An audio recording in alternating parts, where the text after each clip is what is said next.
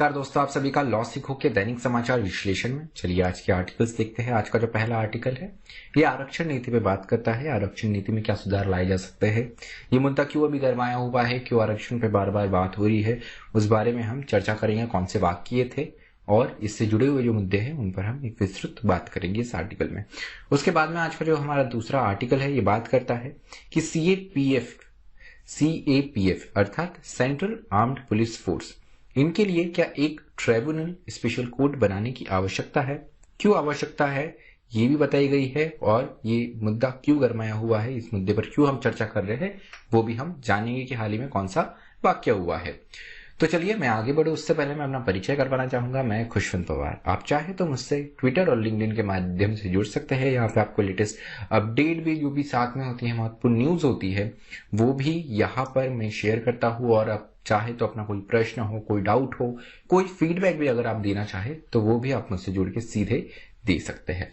तो चलिए आज का एमसीक्यू देखते हैं। वो यह है कि इंडियन फेडरलिज्म, भारतीय संघवाद, निम्न में से किस देश के संविधान से लिया गया है। तो हमारे देश में संविधान में अलग अलग जैसे फंडामेंटल राइट हो गया, डायरेक्टिव प्रिंसिपल हो गया, जो अलग अलग भाग है, अलग अलग मुद्दे हैं, ये अलग अलग संविधानों से, अलग अलग देशों से लिए गए हैं। तो भारत का जो संघवाद का सिस्टम है, जो मॉडल है, ये निम्न में से किस देश से लिया गया है। आपका ऑप्शन ए है United States of America, option B है कनाडा, ऑप्शन सी है रशिया, या ऑप्शन डी स्विट्जरलैंड। जो भी आपका उत्तर हो कमेंट बॉक्स में जरूर कमेंट कीजिएगा। चलिए वर्णात्मक प्रश्न की ओर बढ़ते हैं। वो यह है कि रिजर्वेशन सिस्टम इन इंडिया, आरक्षण की जो प्रणाली है भारत में, उसमें इंदिरा साहनी केस का क्या महत्व है। इस पर एक आलोचनात्मक चर्चा करनी है, आपको एक आलोचनात्मक इस पर टिप्पणी करनी है। तो आप आपका उत्तर 250 शब्दों में लिख सकते हैं। चलिए आर्टिकल की ओर बढ़ते हैं। जो पहला हमारा आर्टिकल है आज का, ये रिजर्वेशन पॉलिसी में है। और क्या रिजर्वेशन पॉलिसी जो हमारी आरक्षण नीति है उसमें सुधारों की गुंजाइश है क्या, उस पर भी यह आर्टिकल बात करता है। तो 3 मुद्दे हैं जिनके कारण रिजर्वेशन का जो इश्यू है ये वापस चर्चा का विषय बन गया है।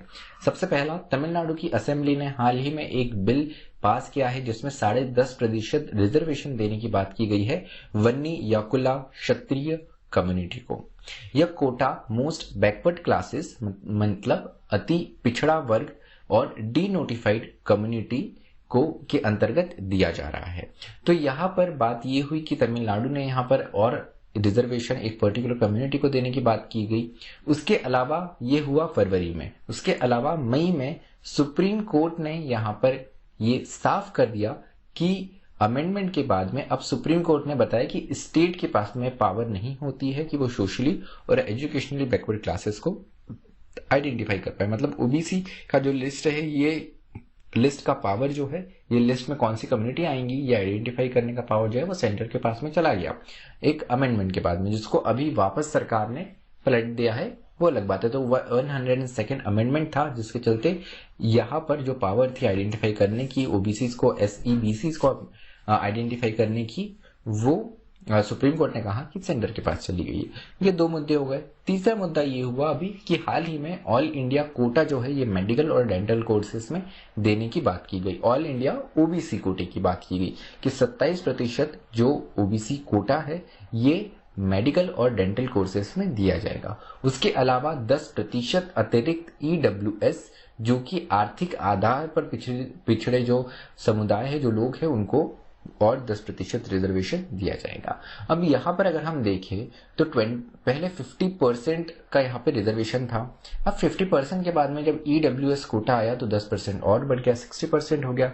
लेकिन जो लॉ के विद्यार्थी है यहाँ पर उन्हें पता होगा कि बड़ा ही फेमस केस है इंदिरा साहनी केस, जिसमें यह बताया गया था कि रिजर्वेशन आरक्षण 50% से ज्यादा नहीं दिया जाना चाहिए। तो यहाँ पर इस केस में, इंदिरा साहनी केस में, सुप्रीम कोर्ट ने 50% का एक कैप लगा दिया। लेकिन यहाँ पे हाल ही में कई वाक्य ऐसे हुए हैं कि 50% का कैप जो है वो क्रॉस हो गया है। अब बात ये भी उठी कि जिस तरीके से 50% का रिजर्वेशन ये होना उपयुक्त है कि इससे ज्यादा भी होना चाहिए, ये एक प्रश्न उठता है। अब बात ये आती है कि अगर ये मुद्दा, इस पे कोई कानून भी बनता है तो ये मुद्दा जरूर सुप्रीम कोर्ट जाएगा। और सुप्रीम कोर्ट मानती है बात लॉजिक पे, डेटा पे आधारित जजमेंट देती है। तो यहाँ पर क्या हमारे पास में इससे जुड़ा हुआ कोई डेटा है?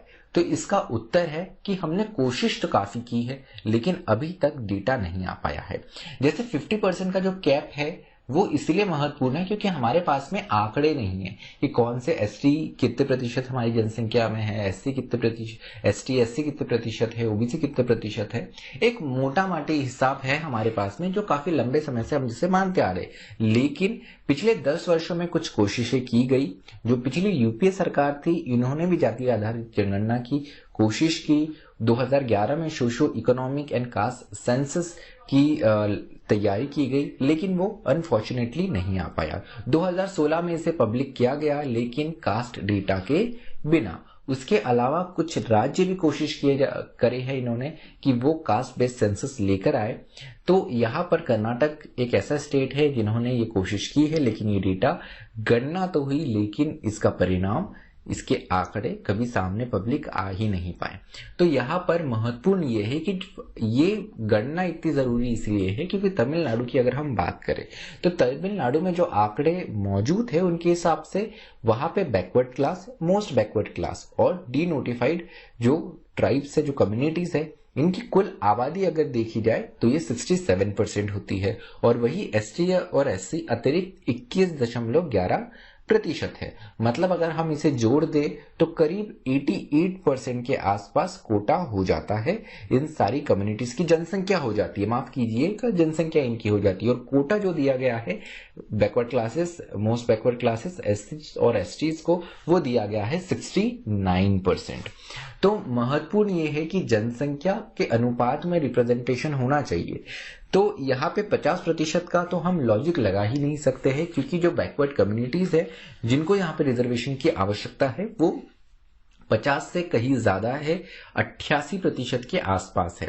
तो इसीलिए तमिलनाडु में रिजर्वेशन 69% से ज्यादा मिल रहा है। महाराष्ट्र की बात करें, आंध्रा की बात करें तो यहाँ पे भी 50% से ज्यादा रिजर्वेशन कम्युनिटीज को मिला हुआ है। तो प्रश्न यही उठता है कि यहाँ पे सबसे ज्यादा जरूरत है। संसद में भी यह मांग उठी थी कि कास्ट बेस्ड सेंसस होनी चाहिए, जेडीयू हो या आरजेडी हो या कम्युनिस्ट पार्टी है, इन्होंने भी हाल ही में ये मुद्दा उठाया है कि कास्ट बेस्ड सेंसस होना चाहिए। और जो 50% का कैप है इसे हम हटा सकते हैं विथ डेटा बैक्ड एविडेंसेस।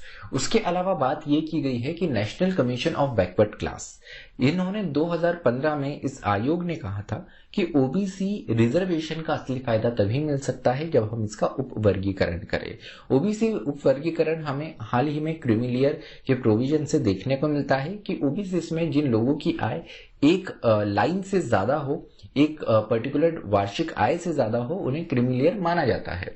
तो जो क्रीमीलेयर में आते हैं उनको ओबीसी रिजर्वेशन का फायदा नहीं मिलता है। जो नॉन क्रीमीलेयर कैटेगरी में आते हैं ओबीसी में, उन्हें ही केवल ओबीसी का रिजर्वेशन का फायदा मिल सकता है। तो यहाँ पर ये बताया गया है कि क्रीमीलेयर का जो प्रोविजन है उसे हमें और स्ट्रीमलाइन और उसे और सुधार लाने की आवश्यकता है। अगर हम देखें तो ओबीसी में क्रीमीलेयर का अगर हम क्राइटेरिया देखें तो जिन लोगों की आय 8 लाख से प्रति वर्ष 8 लाख से ज्यादा है, उन्हें क्रीमीलेयर में माना जाता है।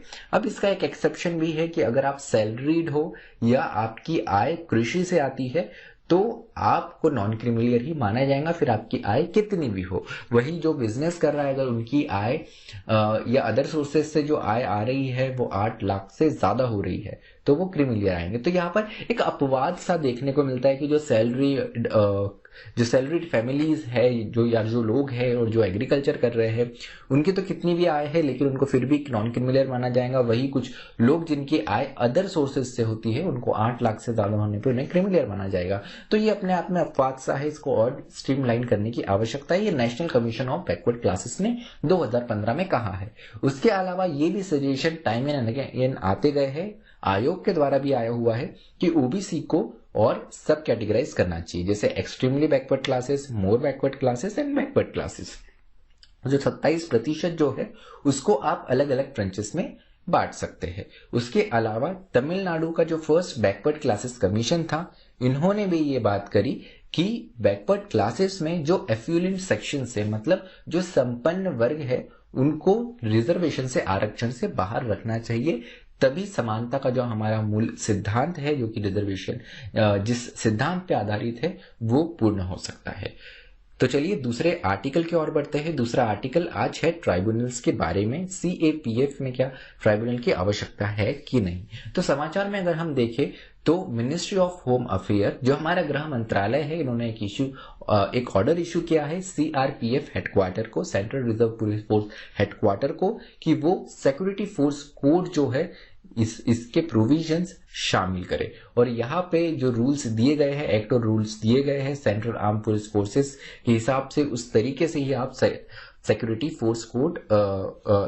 फोर्स कोड बनाइए सीआरपीएफ के लिए। अब इसकी जरूरत इसीलिए हो गई है क्योंकि बहुत सारे ऐसे डेलिक्वेंट ऑफिसर्स हैं जिन पर डिसिप्लिनरी एक्शन नहीं लिया जा सकता है कि इस कोड की कमी के कारण। तो इसको देखते हुए एमएचए ने ये इश्यू ऑर्डर किया है। अगर हम सीआरपीएफ के रूल्स को देखें और यहाँ की किस तरीके से इंक्वायरी चलती है उनके बारे में अगर हम जानें, तो यहाँ पर सीआरपीएफ के रूल के अनुसार प्रोसीजर दी गई है डिपार्टमेंटल इंक्वायरी की, कि जो नॉन गैजेटेड रैंक के ऑफिसर्स हैं उनके लिए डिपार्टमेंटल इंक्वायरी होंगी अगर उनका कोई मिसकंडक्ट होता है। अब इस डिपार्टमेंटल इंक्वायरी के अंतर्गत बताया गया है कि 3 से 6 माह के अंतर्गत ये इंक्वायरी पूर्ण हो जानी चाहिए। उसके अलावा एक बात यहाँ पर ये देखने को मिलती है कि जिस तरीके से यूपीएससी हो गई, सीबीसी हो गई, डिपार्टमेंट ऑफ पर्सनल ट्रेनिंग और एमएचए की अगर हम उदाहरण ले, तो यहाँ पे हमको पता चलता है कि जो चार्जशीट फाइल होने में या इंक्वायरी में जितना टाइम लगता है, इंक्वायरी ऑर्डर होने में जितना टाइम लगता है, उससे ज्यादा समय हमको सीआरपीएफ की डिपार्टमेंटल इंक्वायरी के अंतर्गत देखने को मिलता है। तो जरूरत आती है किस तरीके से हम सीआरपीएफ की डिपार्टमेंटल इंक्वायरी को और ज्यादा इफेक्टिव और फास्ट बना सके।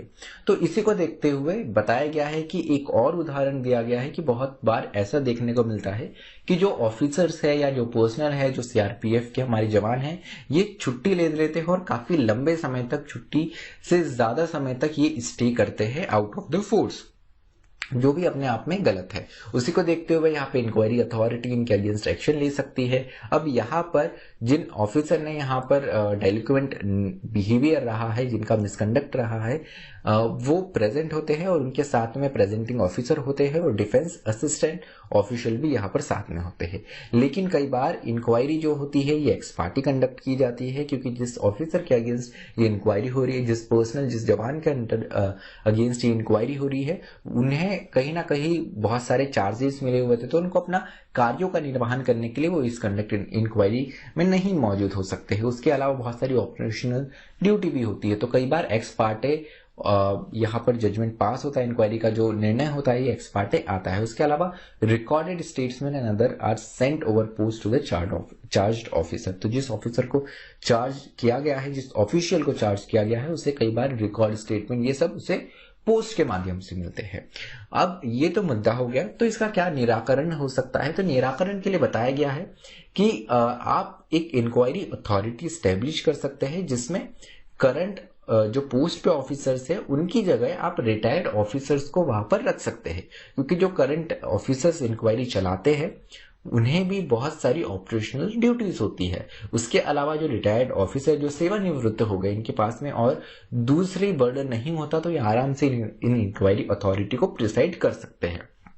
उसके अलावा वे फॉरवर्ड ये भी बताया गया है कि जिस तरीके से हम देखें कि हाई कोर्ट में कई मामले आए हैं, सर्विस मैटर्स आए हैं, उसको देखते हुए सेंट्रल गवर्नमेंट को और सरकारों को ये समझने की आवश्यकता है कि सीएपीएफ के लिए भी एक ट्राइब्यूनल, एक स्पेशल कोड लाया जा सकता है, जिस तरीके से डिफेंस सर्विसेज के लिए आर्म्ड फोर्स ट्राइब्यूनल है।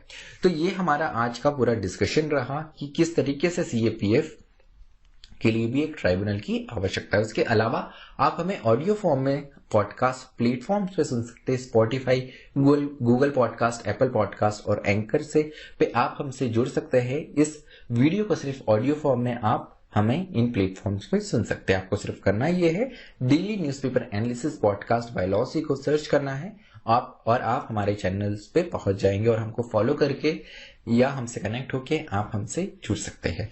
उसके अलावा टेलीग्राम और इंस्टाग्राम के माध्यम से भी आप हमसे जुड़ सकते हैं। डिस्क्रिप्शन में आपको इसकी जानकारी मिल जाएगी और अधिक जानकारी के लिए आप लॉसिको की वेबसाइट www.lawsico.com विजिट कर ही सकते हैं। मुझे सुनने के लिए आप सभी का धन्यवाद।